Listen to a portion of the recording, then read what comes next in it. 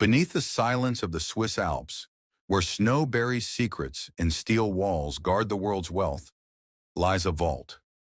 Not a vault of dreams, but of betrayal.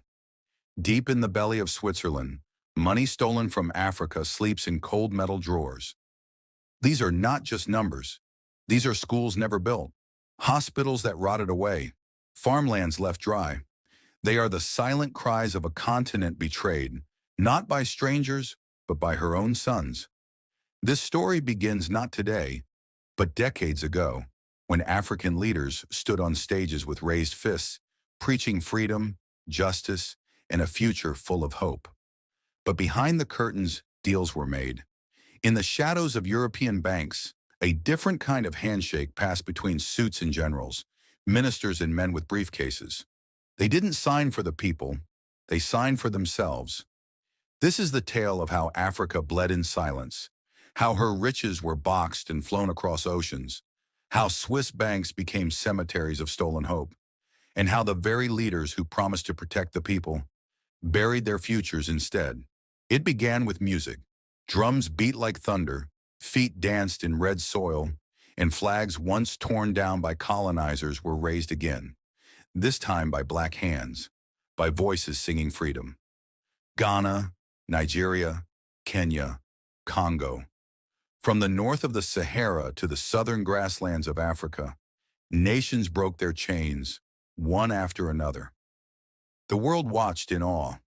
Africa, long bruised by foreign powers, was standing tall again, and her children, bright-eyed with dreams, believed. They believed their leaders would lead them to light. But something else stirred in the backrooms. For every leader who rose for justice, another rose with greed wrapped in gold. The battle was not over. The war had only changed shape.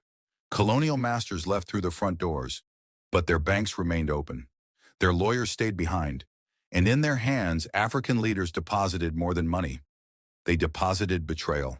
In the early 1960s, as the dust of colonialism settled, a newly crowned president sat in a dim-lit office. His nation still smelled of hope and fresh independence. But his hands shook, not from fear, but greed. A Swiss banker sat across from him, briefcase already opened, numbers already written. "Your Excellency, we can keep this quiet," the banker said.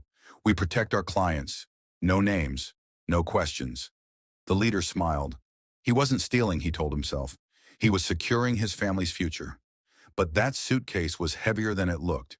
Inside it were school fees for children who would never go to school, medicines that would never reach hospitals, roads that would stay broken.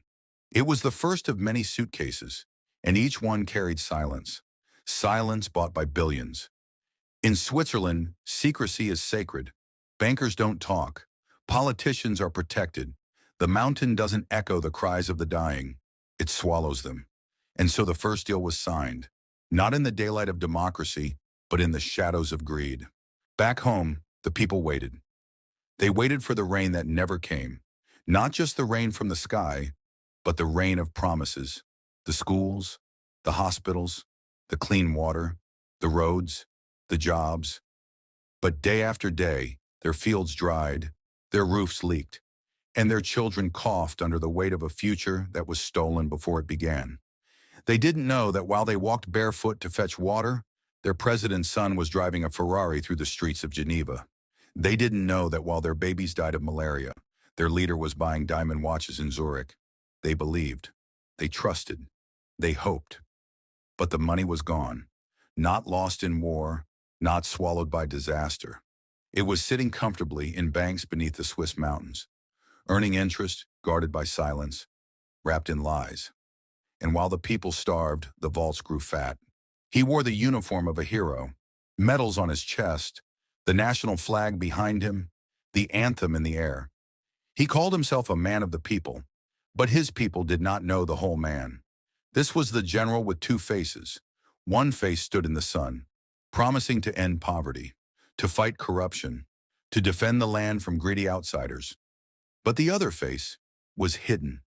That face sat in the cabins of private jets, clinked glasses with foreign bankers, and whispered passwords to accounts no one would ever trace. While he shouted "Nation first" or in public, He quietly wired millions into accounts labeled only by numbers. And in Switzerland, no one asked questions. The bankers only smiled. The vaults only opened. The general became richer than kings. And back home, the villages he swore to protect, they still had no lights, no clinics, no hope. A man with two faces had robbed a nation blind and smiled while doing it. They came to school with empty bellies and hopeful eyes. They sat on broken benches. Their books had pages missing. Their teachers hadn't been paid in months. But still, the children came. Because someone told them, education is the key. But no one told them the lock had already been changed. The money meant for their classrooms now sat in vaults under Swiss streets. It had built luxury homes, not in Lagos, not in Lusaka, but in Lausanne. These children, born with the same dreams as any child in London or New York, were handed a future already looted. Their laughter faded, their pencils snapped, their school bell rang hollow. And yet, in Europe, the children of presidents rode in gold-trimmed elevators and studied in glass towers paid for by stolen funds. It wasn't just money that was taken, it was futures. It was dreams. It was a generation betrayed before it even learned how to spell betrayal. Switzerland is quiet. Its mountains rise like silent judges. Its streets are clean, cold, and proud. And behind its silence lies a secret. The secret of numbered accounts, of sealed envelopes, of promises whispered in boardrooms, never shouted in streets. Here, money is not just stored. It is hidden, protected. Millions looted from African oil, cocoa, gold, and diamonds lie under these snow-covered cities, untouched by justice. Swiss law promises discretion, not just for saints, but for thieves who wear suits. They don't care where the money comes from. They don't ask how many children starve to earn it. All they care about is silence. And in this silence, the screams of millions are buried. Not in soil, but in interest rates. Not in history books, but in hidden ledgers.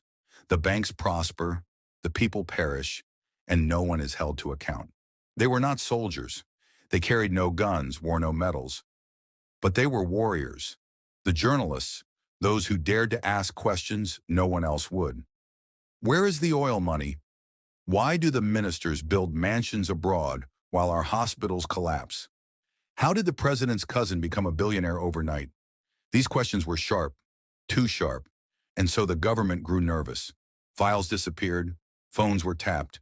A few journalists vanished, some into silence, some into exile. But still, the truth leaked like a cracked jug. They discovered offshore companies, secret accounts, lavish purchases in Paris, in Geneva, in Dubai. And when the people read these reports, they began to ask their own questions. Anger stirred. We vote, we pay. But who eats? The governments called it rebellion. But it was truth, rising like a storm. And once the truth begins to speak, no vault, no bank, no bribe can silence it forever. Behind the palace gates, the floors were marble, the wine was foreign, the laughter was loud. Ministers dined, generals danced. The president sipped imported tea while watching foreign news. But just beyond the gates, the people burned. Fuel prices had tripled. Bread was no longer daily, it was a luxury. Hospitals were full, but medicine was gone. Schools were open, but teachers hadn't been paid in months. And so they rose, not with weapons, but with voices. We want answers. We want our future back. We want to live. But the palace only watched. And when it grew tired of watching, it called the soldiers. They fired into the crowd, rubber bullets, tear gas, real bullets, blood on the streets, hope crushed beneath boots. And in the silence that followed, the palace lights stayed on. Because the stolen wealth paid the bills. The vaults in Switzerland still smiled, while the people outside the palace wept. There was a time when leaders were chosen by the wisdom of their hearts, when kings walked barefoot through their people's farms, when wealth was measured not by gold, but by the joy of the community. But now the ancestors weep. They look down upon the land they once guided, and they see betrayal. They see their descendants sell the sacred for Swiss coins. They see sons who once swore oaths beneath the Iroko tree, now bowing to foreign banks. The voices of the past echo through the wind. We left you this land to protect, not to plunder. We bled for your freedom, not your greed. And still, the suitcases of stolen wealth roll across airport tiles. Still, the passwords to secret accounts are passed from father to son. But one day the ancestors warn, the earth will speak. And when the earth speaks, not even 1 billion francs can buy silence. For the cry of the ancestors is not easily forgotten.